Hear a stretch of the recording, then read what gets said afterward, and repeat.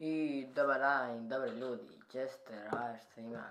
Danas ćemo opet da gledamo naših Pokemon Go igrača i da krenemo sa introm.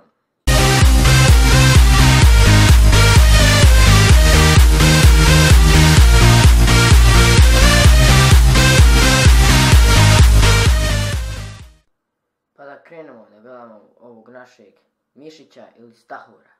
I'm back. Ja sam se vratio. On igra svaki dan Pokemon Go. I play Pokemon Go.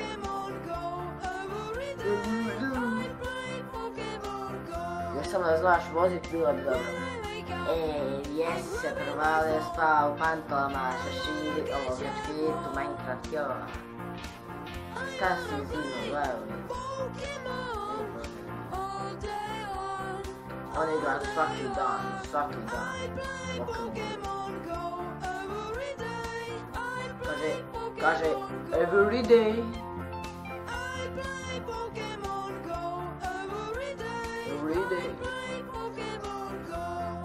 Ti nešto potrebno. Bilo je ovo glavanje koje su ga silovali 3 dana bez prestanka.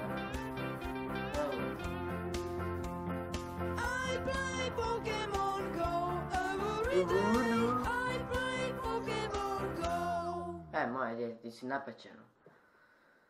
Gledaj mu autora, neko da je... on zarađuje $1.000.000 po godini, rane. Godišnji čujem po godini. Godišnji. Rane, znam, ovo dijete nije normalno. Frajeru, Minecraft, pa nešto ovo, pa onda Pokemon Go, pa onda pingvini, pa onda... A te makar, ajde što to uradiš, makar promijeni balene. Odjeću, ba, svaki dan nešto drugo snima u istu odjeću, brate, dragi čovjeka, ne znam, stvarno. Vidimo se u sljedećoj epizodi i pozdrav. I vidimo se u sljedećoj epizodi, dotad najveći pozdrav za vas.